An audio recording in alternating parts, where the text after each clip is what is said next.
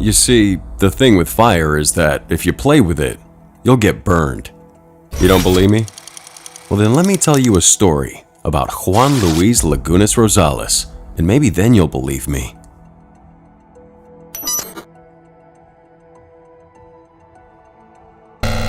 So, who is Juan Luis Lagunas Rosales? Hold on tight, cause this one's a hell of a ride. Juan Luis Lagunas Rosales was born in the notorious drug lord Joaquin El Chapo Guzman's home state of Sinaloa, Mexico, where cartel activity is rampant. Growing up, Lagunas never got to meet his father. His mother left him with his grandma when he was just a little child. Lagunas left his village at the young age of 15 without completing high school and relocated to the nearby municipality of Culiacan, where he started working as a car washer to support himself, according to an interview he gave in July 2017. He adopted the moniker El Pirata de Culiacan, or the Pirate of Culiacan, in this adopted town, which would make him famous online. He started sharing videos of himself drinking beer and bottles of whiskey on social media, occasionally becoming so intoxicated that he passed out. The videos soon became popular online. He began receiving invitations to more and more gatherings, and he soon developed a binge drinking habit. This binge drinking adolescent soon became a coveted YouTube star in the years that followed. At 17, he had amassed more than 300,000 followers on Instagram and more than 1 million on Facebook. As a result of his social media prominence, he began to appear at promotional events and in music videos. The crowd was amused by his baby face and brash, clownish manner.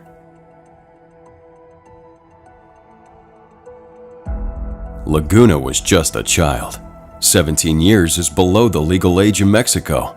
Laguna knew this, and he tried to change himself by way of compensation.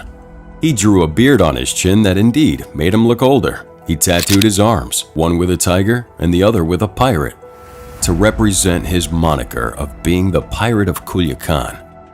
He posed for his Instagram pictures with half-naked ladies older than him. He flexed with large weapons like guns and luxurious cars and sports bikes.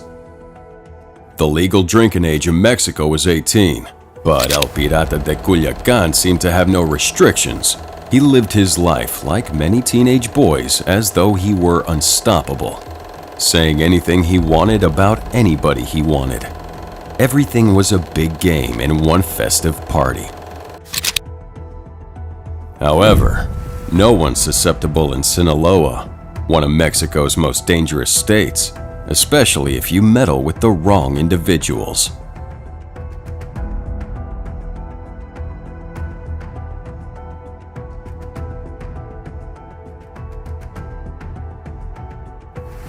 Nemesio Oseguera Cervantes, better known as El Mencho, the head of the Jalisco New Generation Cartel, was stabbed in one of Laguna's several recordings that were uploaded online when he appeared to be intoxicated.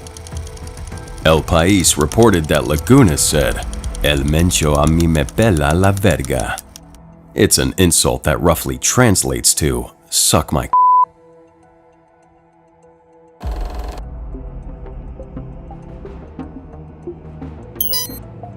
To understand why it was so grievous for Lagunas to cross El Mencho, let me get into the details of who Nemesio Oseguera Cervantes is.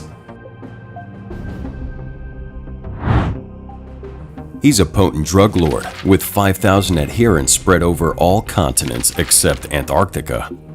His vicious cartel, the Cartel Jalisco Nueva Generación, CJNG, is held responsible for cannibalism, murder, torture, kidnapping, and the proliferation of fentanyl, which has eclipsed heroin as the deadliest illegal substance in America.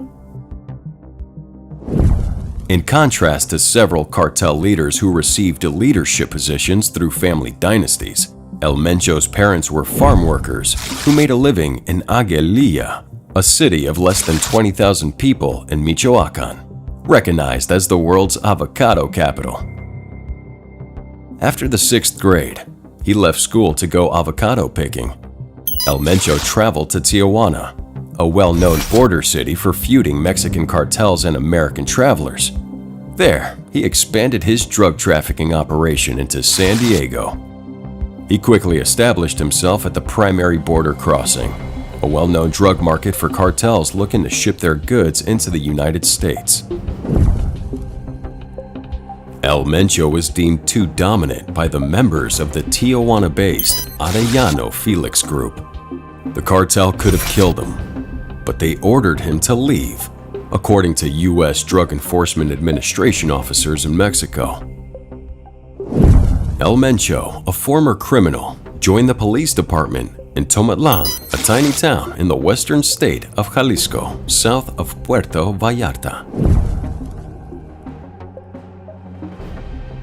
El Mencho eventually made his way back to Michoacán, where he joined the Milenio cartel, a well-established gang active since the early 90s.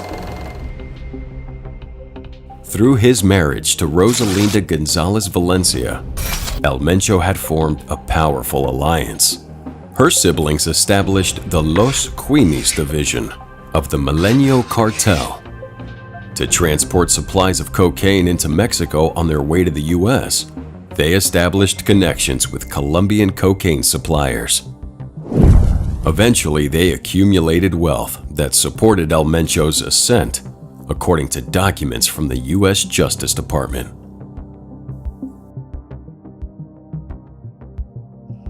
El Mencho, a character comparable to a mafia lieutenant, now commands numerous significant drug trafficking routes and hubs in Mexico, and issues instructions to the capo or plaza boss. His cartel rules over a large portion of Guadalajara and has power over the Jalisco state's periphery and other states like Colima and Michoacán. The majority of Mexico's 32 states now have CJNG, and Tijuana and Mexico City are seeing an increase in their presence. El Mencho established the piso, or levy, that entrepreneurs and independent drug dealers had to pay to capos in exchange for safety. El Mencho also took control of fraudulent politicians and police officials.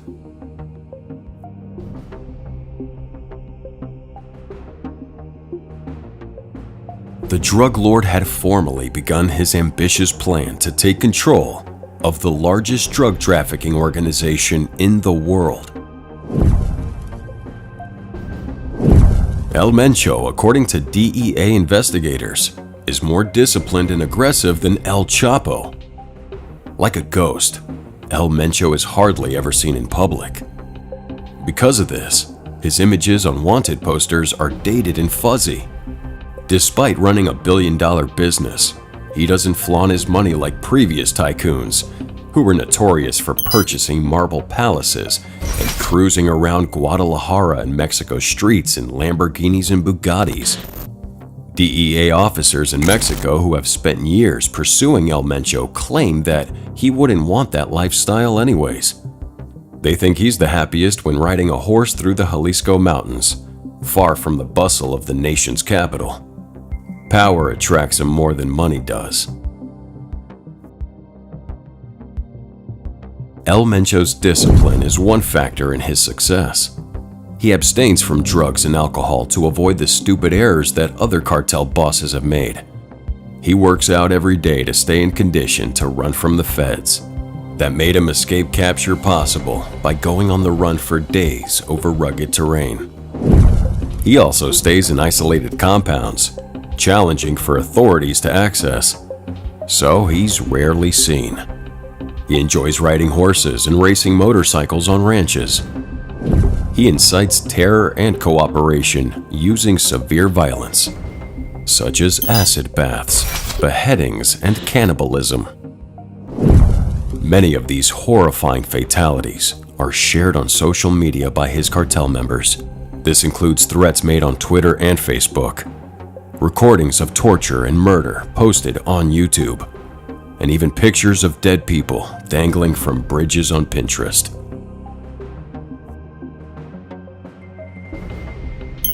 A $10 million reward has been offered by the US for information that results in El Mencho's capture. The Nemesio Oseguera Cervantes Reward is one of the largest ones granted by the US State Department's Narcotics Rewards Program. It doubles the previous $5 million reward for information leading to his detention. Oseguera became Mexico's most wanted drug lord after Joaquin El Chapo Guzman was extradited to the United States. Mexico announced its reward of 30 million pesos or $1.6 million for information that results in his capture.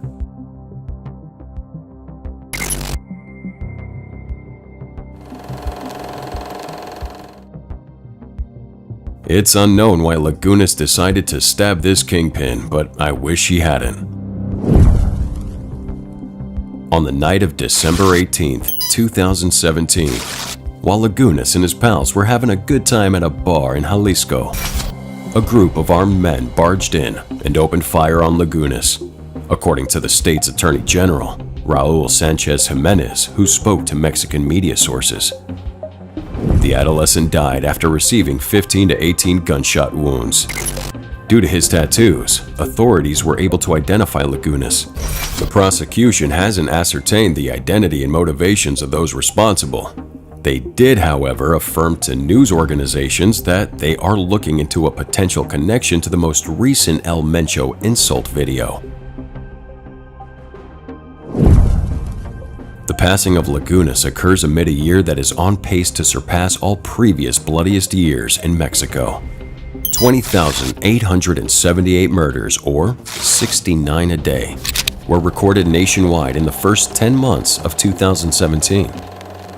It's a perilous time and place for anyone, but especially for a young man living irresponsibly in search of fame. Reporter Fernando Meja for Univision wrote in a piece titled "The Poisoned Fame of El Pirata" that the boy decided to forge a career as a broken toy of online, a route he built out drink by drink, and left him with adversaries of flesh and blood.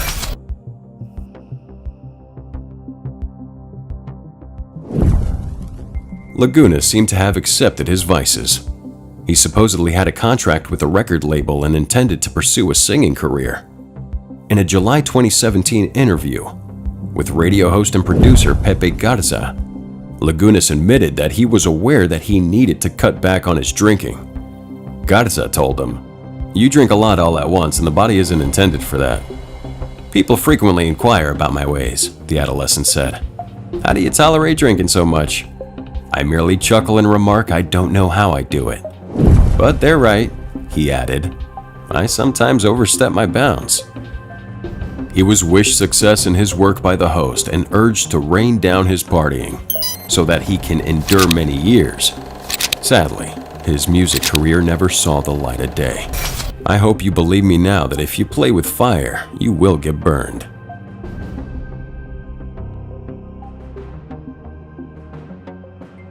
For more stories like this, please hit that subscribe button and like and share with your family and friends.